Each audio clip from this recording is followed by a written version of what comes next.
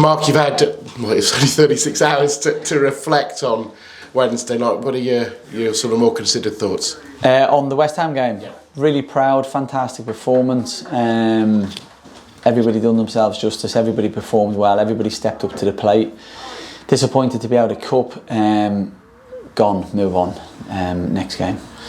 Is there a concern with you about some after effects? It's quite a quick turnaround, and that there would have been a lot of physical energy, but also a lot of emotional energy for the players. I know you haven't seen them yet because we're doing this before training, but is that a concern for you? No, because I've thought about this a lot, and as much as a staff we always talk about don't reference yourself to the players. They probably haven't a clue who we are or what we've done, and they probably don't care. But as I'm not talking to the players, like I remember myself being off for 7 months, playing for Wolves. Gaffer asked me to sit on the bench. I said I'm 2 weeks away, and he was like, "You'll be all right. Just sit on the bench. You'll be fine. I just want a strong bench." And having to come on after 25 minutes, and then played 35 games on the bounce, with the last one being a successful playoff final. The lads are robust. They're tough. We can do it. I think the world's gone nuts, and all we do is constantly talk about looking after people and loading and stuff like that. And I went to watch West Ham on Sunday against Liverpool, and sat behind me was Phil Neal, Mark Lawrence, and Bruce Grobbelaar, and all these. Mark Wright was there, Phil Babb was there, all these club legends that used to churn out game after game after game after game. And these guys were winning European titles. I get science, I get why we use it. I'm a huge fan of it. If our sports scientists say he's a red flag, he doesn't play. They don't pick the team, but they've got a massive say. But it doesn't bother me. I just think back to my own experiences when football's not.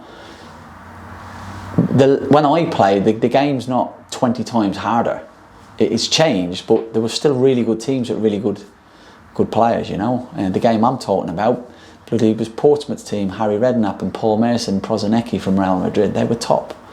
Football's not changed. I thought it was interesting when you were talking about injuries, and we've had a couple of conversations sort of away from the microphone, if you like, and you were very able to sort of shut off a player, if you like, not saying they're not worth anything, but saying, I haven't got them, I don't need to think about them. Is that just your personality, or is that something you've trained yourself to do, sort of mentally? I'm a big believer in looking forward and not looking backwards, and you'll end up driving yourself nuts by worrying about what you haven't got.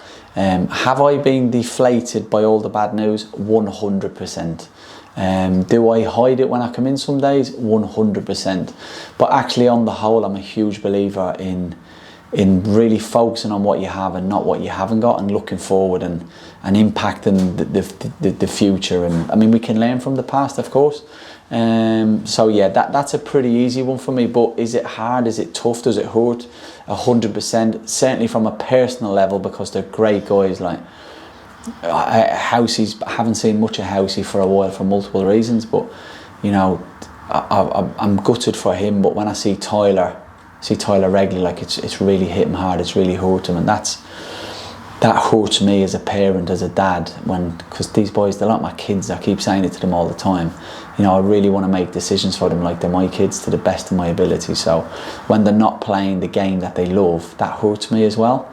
But we're employed to get results, be professional, standards, values we talk about, and it's our job to drive them on every day.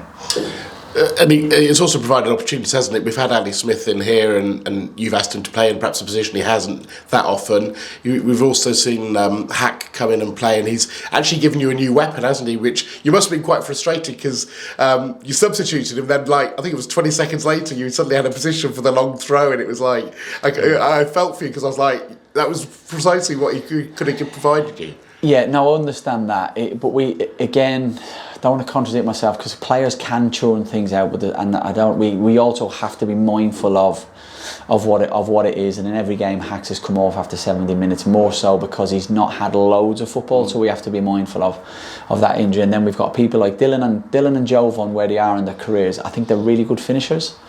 I think the game stretched, the game's changed. There's a little less structure. Because they're two players who need a lot more structure in the game. But when the game's a little bit loose and a little bit fractured, whether we're trying to win a game, stay in a game, other teams are going, I think the game really suits them. So we've now got players as well who we feel can come on and affect games. So that makes it easier with Hacks.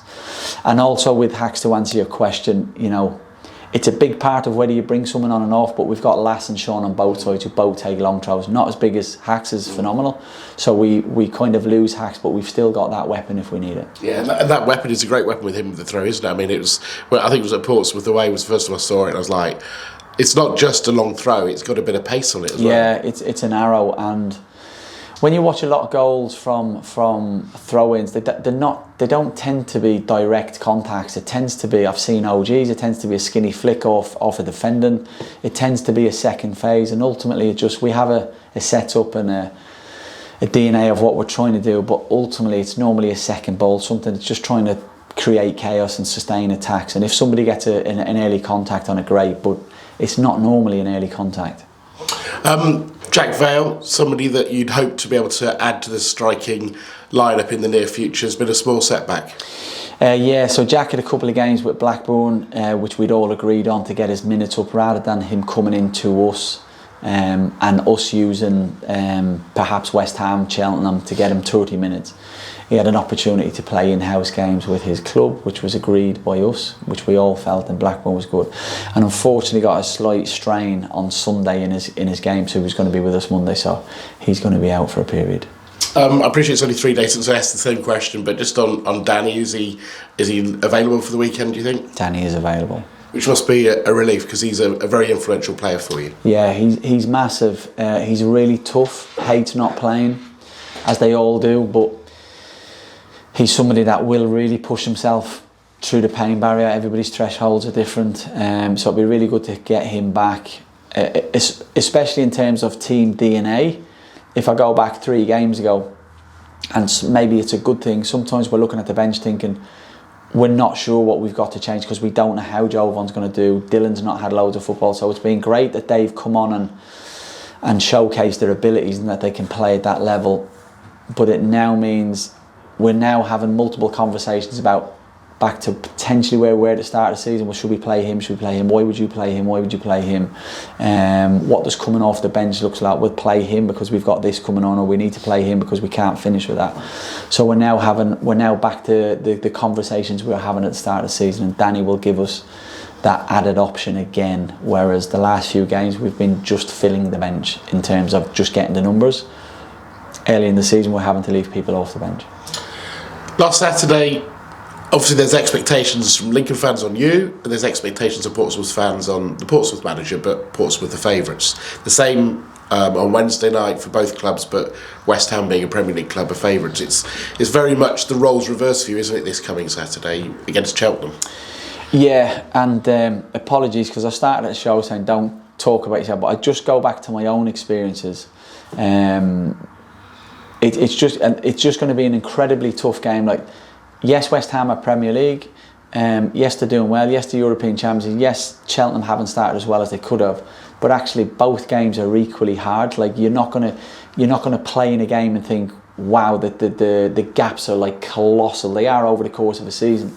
And the reason why I reference that, I remember playing first team football when I was 17, playing a lot of first team football, get picked for the FA Youth Cup, and couldn't understand why I wasn't smashing it, and had a real mental struggle with why I could play so well for the first team and why I wasn't smashing the youth team.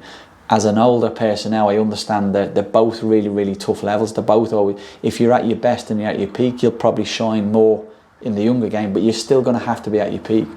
And I just look at Saturday being just an incredibly tough game. If we're on it and we're at it and we play to our potential, I think we'll win the game. If we're not, we won't win the game. And that doesn't matter who you play.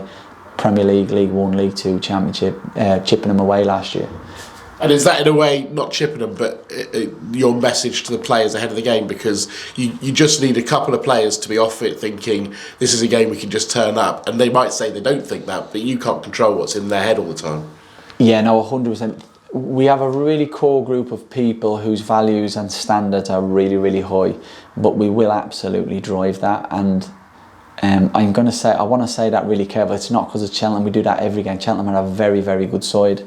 Promotion a few years ago, I think they've had 2 highest finishes in their history. So they've, what Wade done last year was magnificent. Michael the year before. So for whatever reason this year, they just had a tough start. We watched the game back then playing Stevenage.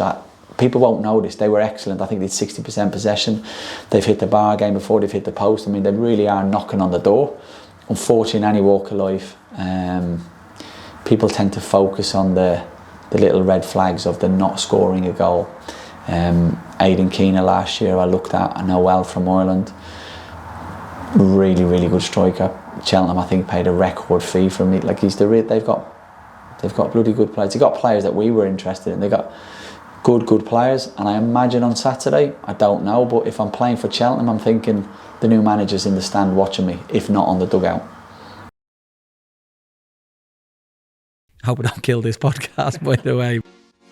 When it eventually came about that Lincoln had an interest in me, I remember ringing my agent going, "You're not going to believe who's rang me." I was thinking I could get battered here.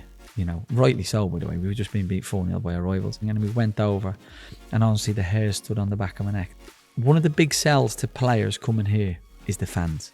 If you keep changing your manager or whoever it is every 5 minutes, well, how do you know if it works? You've not given it time. You don't watch a movie and after 20 minutes go, "This is rubbish."